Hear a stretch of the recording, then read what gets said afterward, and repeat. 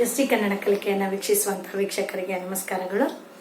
ಕಳೆದ ವಿಡಿಯೋದಲ್ಲಿ ನಾವು ಸಂಸ್ಕೃತ ಸಂಧಿಗಳಲ್ಲಿ ಬರುವಂತಹ ಸ್ವರ ಸಂಧಿಗಳನ್ನು ನೋಡಿದ್ವಿ. ಅಂದ್ರೆ ಸ್ವರ ಸಂಧಿಗಳು ಯಾವ ಬರ್ತಾವ ಹೇಳ್ರಿ? ಸವರ್ಣ ದೀರ್ಘ ಸಂಧಿ, ಗುಣಸಂಧಿ, ವೃದ್ಧಿ ಸಂಧಿ ಹಾಗೂ ಇನ್ನು ಒಂದು ಕೊನೆಯದು ಯಾವ್ದು ಹೇಳ್ರಿ? ಎಣ್ ಸಂಧಿ. ಈ 4 ಸಂಧಿಗಳನ್ನ ನೋಡಿದ್ವಿ. ಹಾಗಾದ್ರೆ ಇವತ್ತಿನ ಒಂದು ವಿಡಿಯೋದಲ್ಲಿ ನಾವೇನ್ ಮಾಡೋಣ ಅಂತಂದ್ರ ಸಂಸ್ಕೃತ ಸಂಧಿಗಳಲ್ಲಿ ಬರುವಂತಹ ವ್ಯಂಜನ ಸಂಧಿಗಳನ್ನ ನೋಡೋಣ. ಅದರಲ್ಲಿ ಮೊದಲನೇ ವ್ಯಂಜನ ಸಂಧಿ ಯಾವ್ದಾಗುತ್ತೆ? ಜಸ್ತ್ವ ಸಂಧಿ ಅಂತ ಹೇಳ್ತೀವಿ. ಇಲ್ಲಿ ಜಸ್ತ್ವ ಸಂಧಿ ಅಂತಂದ್ರ ಒಂದು ವ್ಯಾಖ್ಯೆಯನ್ನ ಹೇಳ್ತಾ ಇದ್ದಾರೆ. ಏನದು ವ್ಯಾಖ್ಯೆ?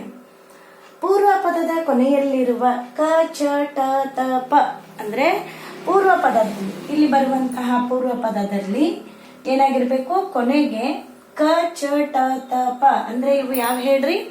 ವರ್ಗೀಯ ವ್ಯಂಜನದ ಪ್ರಥಮಾಕ್ಷರಗಳು, ಅಂದ್ರೆ ಪ್ರಥಮ ಸಾಲಿನಲ್ಲಿ ಬರುವಂತಹದ್ದು. ಕಚಟ ತಪಗಳಿಗೆ ನಾವು ಶಾರ್ಟ್ ಆಗಿ ಹೇಳ್ಬೇಕಂದ್ರೆ ಕಚಟ ತಪಗಳಿಗೆ ಗಜಡ ದಬಗಳು ಆದೇಶವಾಗಿ ಬಂದ್ರೆ ಅದಕ್ಕೆ ಜಸ್ತ್ವ ಅಂತ ಹೇಳ್ತೀವಿ. ಯಾಕ್ರೆ ಇಷ್ಟ ಹಾಕೊಂಡ್ ಹೇಳಕ್ ಹೋಗ್ತೀರಿ? ಇದು ಸರಳವಾಗಿ ಶಾರ್ಟ್ ಕಟ್ ಹೇಳ್ಬಿಟ್ರೆ ಒಳ್ಳೆಯದು ಅಂತ. ಅದರ ಸಂಪೂರ್ಣ ಒಂದು ವ್ಯಾಖ್ಯೆಯನ್ನ ನಾವು ತಿಳ್ಕೊಬೇಕಾಗತ್ತೆ. ಕಚಟ ತಪ ವ್ಯಂಜನಗಳಿಗೆ ಯಾವ ವರ್ಣ ಪರವಾದರೂ ಅಂದ್ರೆ ಉತ್ತರ ಪದದಲ್ಲಿ ಯಾವ್ದಾದ್ರೂ ಬರಬಹುದು. ಇಲ್ಲಿ ಮಾತ್ರ ಏನ್ ಬರ್ಬೇಕು? ಕ ಚ ಟ ತ ಪ ಬರ್ಬೇಕು. ಇಲ್ಲಿ ಯಾವುದೇ ವರ್ಣ ಪರವಾದ್ರೂ ಕೂಡ ಸಂಧಿ ಕಾರ್ಯ ಆದಂತಹ ಸಂದರ್ಭದಲ್ಲಿ ಅದೇ ವರ್ಗದ 3ನೇ ವ್ಯಂಜನಾಕ್ಷರಗಳು ಬರುವುದಕ್ಕೆ ಜಸ್ತ್ವ ಅಂತ ಕರಿತೀವಿ. ಅದರ ಸೂತ್ರ ಪ್ರಕಾರ ಹೆಂಗ್ ತಗೊಳ್ಳೋಣ? ಇಲ್ಲಿ ಕ ಚ ಟ ತ ಪ ಈ 5 ಅಕ್ಷರಗಳಿಗೆ ಯಾವುದೇ ವರ್ಣ ಬಂದರೂ, ಯಾವುದೇ ವ್ಯಂಜನ, ಇಲ್ಲಿ ಯಾವುದೇ ವ್ಯಂಜನ ಬರಬಹುದು. ಆದ್ರೆ ಸಂಧಿ ಕಾರ್ಯ ಆದಂತಹ ಸಂದರ್ಭದಲ್ಲಿ ಏನ್ ಬರುತ್ತೆ ಹೇಳ್ರಿ? ಗ ಜ ಡ ದ ವ ಈ 5 ಅಕ್ಷರಗಳು ಬರ್ತಾವ. ಅಂದ್ರ ವರ್ಗದ ಪ್ರಥಮಾಕ್ಷರಗಳು ಅಂದ್ರೆ ಮೊದಲನೇ ಸಾಲಿನ ಕಚಟ ತಪಗಳಿಗೆ ಯಾವುದೇ ವ್ಯಂಜನ ಬಂದ್ರೂ ಕೂಡ, ಯಾವುದೇ ವರ್ಣ ಬಂದ್ರೂ ಕೂಡ ಆ 2 ಸಂಧಿ ಆದ ನಂತರ ಕೊನೆಗೆ ಏನ್ ಬರುತ್ತೆ? ಗಜಡ ದಬಗಳು ಅಂದ್ರೆ ವರ್ಗೀಯ ವ್ಯಂಜನದ 3ನೇ ಸಾಲಿನ ಅಕ್ಷರಗಳು ಗಜಡ ದಬಗಳು ಬಂದು ಅಂದ್ರ ಅದಕ್ಕೆ ನಾವೇನಂತ ಹೇಳ್ತೀವಿ? ಜಸ್ತ್ವ ಸಂಧಿ ಅಂತ ಹೇಳ್ತೀವಿ. ಹಾಗಾದ್ರೆ ಇದಕ್ಕೆ ಕ ಕ ಚ ಟ ತ ಪ ಈ 5ಕ್ಕೂ ಉದಾಹರಣೆಗಳನ್ನ ನಾವೇನ್ ಮಾಡೋಣ ಈಗ ಇವತ್ತಿನ ಒಂದು ವಿಡಿಯೋದಲ್ಲಿ ತಿಳ್ಕೊಳ್ಳೋಣ. ಇಲ್ಲಿ ಜಸ್ತ್ವ ಸಂಧಿ ಅಂದ್ರೆ ನಾವು ತಕೊಳ್ಳೋಣ ಏನಂತಂದ್ರ ಕ ಚ ಟ ತ ಪ ಗಳಿಗೆ ಯಾವುದೇ ವರ್ಣ ಬಂದ್ರೆ, ಅಲ್ಲಿ ವ್ಯಂಜನ ಬೇಡ, ಯಾವುದೇ ವರ್ಣ ಅಂತ ತಗೊಂಡ್ಬಿಡೋಣ. ಯಾವುದೇ ವರ್ಣ ಬಂತು ಅಂದ್ರೆ ಸಂಧಿ ಕಾರ್ಯ ಆದಂತಹ ಸಂದರ್ಭದಲ್ಲಿ ಏನ್ ಬರುತ್ತೆ? ಗಜಡ ದಬಗಳು ಅಕ್ಷರಗಳು ಆದೇಶವಾಗಿ ಬರುವುದನ್ನ ನಾವೇನಂತ ಹೇಳ್ತೀವಿ? ಜಸ್ತ್ವ ಸಂಧಿ. ಹಾಗಾದ್ರೆ ಈ ಉದಾಹರಣೆ, ಇಲ್ಲಿ ಪೂರ್ವ ಪದದಲ್ಲಿ ಕೊನೆಯಲ್ಲಿರುವ ಕ ಚ ನೋಡ್ರಿ, ಸೇಮ್ ಅದಲ್ಲ? ಕ ಕ ಚ ಚ ಇಲ್ಲಿ ಯಾವುದೇ ತರಹದ ವರ್ಣಗಳು ಬರಬಹುದು. ಹಾಗಾದ್ರೆ ಏನ್ ಬರುತ್ತೆ? ದಿಕ್ ಪ್ಲಸ್ ಅಂತ ಏನ್ ಬರುತ್ತೆ ಹೇಳ್ರಿ? ದಿಗಂತ. ನಂತರ ವಾಕ್ ಪ್ಲಸ್ ದೇವಿ, ವಾಗ್ದೇವಿ. ನಂತರ ಅಚ್, ಅಚ್ ಪ್ಲಸ್ ಅಂತ ಅಜಂತ.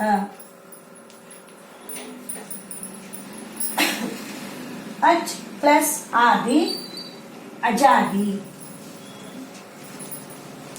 ನೋಡ್ರಿ, ಇದು ಕ ಮತ್ತು ಚ ಕ ಇರುವಂತಹ ಉದಾಹರಣೆಗಳನ್ನ ನೋಡಿದ್ವಿ. ನಂತರ ಈಗ ಏನ್ ಮಾಡೋಣ?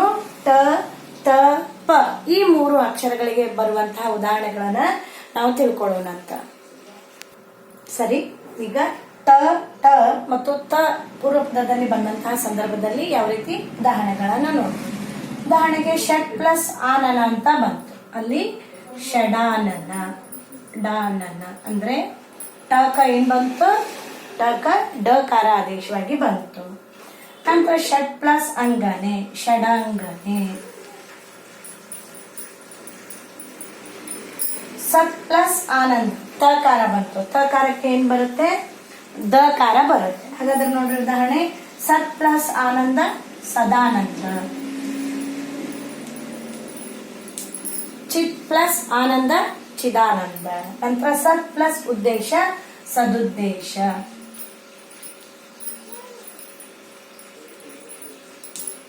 ಈ ರೀತಿ ಉದಾಹರಣೆಗಳನ್ನ ನಾವೇನ್ ಮಾಡಬಹುದು ಜಸ್ವ ಸಂಧಿಗೆ. ಈಗ ಕ ಚ ಟ ತ ಆಯ್ತು. ನೆಕ್ಸ್ಟ್ ಏನ್ ಮಾಡೋಣ, ಪ ಅನ್ನುವಂತಹ ಅಕ್ಷರಗಳಿಗೆ ಬರುವಂತಹ ಉದಾಹರಣೆಯನ್ನ ನೋಡ್ರಿ. ಪ ಕ ಬಕಾರ ಆದೇಶವಾಗಿ ಬರುವುದನ್ನ ನೋಡೋಣ. ಅಪ್ ಪ್ಲಸ್ ದಿ ಅಬ್ದಿ, ಅಬ್ದಿ. ಅದೇ ತರ ಅಪ್ ಪ್ಲಸ್ ಜ ಅಬ್ಜ, ಅಬ್ಜ ಅನ್ನುವಂತಹ ಉದಾಹರಣೆಯನ್ನ ನಾವು ಈ ಒಂದು ಸಂದರ್ಭದಲ್ಲಿ ನೋಡ್ತೀವಿ. ಅಂದ್ರೆ ಕಚಟ ತಪ್ಪಗಳಿಗೆ ಗಜಡ ದಪಗಳು ಆದೇಶವಾಗಿ ಬಂದ್ರೆ ಅದಕ್ಕ ನಾವು ಜಸ್ವ ಅಂತ ಹೇಳ್ತೀವಿ. ಆಮೇಲೆ ಇನ್ನೂ ಒಂದು ನಿಮಗೆ ಕನ್ಫ್ಯೂಸ್ ಆಗಬಹುದು, ಏನಪ್ಪಾ ಅಂದ್ರ ಕ ತ ಪ, ಕ ತ ಪ. ನಾವು ಕನ್ನಡ ಸಂಧಿಗಳಲ್ಲಿ ಆದೇಶ ಸಂಧಿಯನ್ನ ನೋಡಿದ್ವಿ. ಕತಪಗಳಿಗೆ ಗದಬ ಅಂತ ಹೇಳಿದ್ವಿ, ಗದಬಾದೇಶ ಸಂಧಿ ಅಂತ. ಅದನ್ನೇ ಸ್ವಲ್ಪ ನೆನಪಿನಲ್ಲಿ ಇಟ್ಕೊಂಡು ಜಸ್ವ ಸಂಧಿಯನ್ನು ಕೂಡ ನೀವೇನ್ ಮಾಡಬಹುದು, ಕ ತ ಪ ಇರಬಹುದು. ಅಲ್ಲಿ ಅದೇ ತರ ಗ ಜ ದ ಅಂತಕ್ಕಂಥವು ಏನ್ ಬರುತ್ತೆ, ಆದೇಶವಾಗಿ ಬರುತ್ತೆ. ಗ ದ ಬ, ಗದಬಾದೇಶ ಸಂಧಿ ಅಂತ ಹೇಳ. ಹಾಗಾಗಿ ಅಲ್ಲಿ ಬರುವಂತಹ ಆದೇಶ ಸಂಧಿಯನ್ನು ಕೂಡ ನೀವು ಏನ್ ಮಾಡ್ಕೋಬೇಕು, ತಿಳ್ಕೊಂಡು ಎರಡನ್ನೂ ವ್ಯತ್ಯಾಸವಾಗಿ ತಿಳ್ಕೊಳ್ಳಾರ್ದೇನೆ ಅದಕ್ಕ ಬೇರೆ ಇದಕ್ಕೆ ಬೇರೆ, ಯಾಕಂದ್ರೆ ಅಲ್ಲಿ ವ್ಯಂಜನಾಕ್ಷರಗಳು ಬರ್ತಾವು, ಇಲ್ಲಿ ವ್ಯಂಜನಾಕ್ಷರಗಳು ಬರ್ತಾವು. ಆ ಸಂದರ್ಭದಲ್ಲಿ ಎರಡೂ ಸೇಮ್ ಅನಿಸುತ್ತೆ. ಆದ್ರೆ ಮಿಡಲ್ ಆಗಿರ್ತಕ್ಕಂಥ ಎರಡು ಅಕ್ಷರಗಳು, ಎರಡು ವ್ಯಂಜನಗಳು ಮಾತ್ರ ಏನಾಗ್ತಾವು, ಬದಲಾವಣೆ ಆಗ್ತಾವು. ಅವು ಯಾವ ಅಂದ್ರ ಕ ತ ಪ ಆಯ್ತು ಅಂದ್ರೆ ಇಲ್ಲಿ ಬರ್ತಕ್ಕಂಥದ್ದು ಚ ಮತ್ತು ಟ, ಇವು ಎರಡು ಅಕ್ಷರಗಳು ಏನಾಗಲ್ಲ, ಆದೇಶ ಸಂಧಿಯಲ್ಲಿ ಬರೋಣ. ಹಾಗಾಗಿ ಎರಡನ್ನೂ ಸೇಮ್ ಅಂತ ತಿಳ್ಕೊಂಡು ನೀವೇನ್ ಮಾಡ್ಬೇಕು, ಕನ್ಫ್ಯೂಸ್ ಆಗ್ಲಾರ್ದಾನೆ ಜಸ್ವ ಸಂಧಿಗೆ ಉದಾಹರಣೆಯನ್ನ ಕೊಡ್ಬೇಕು.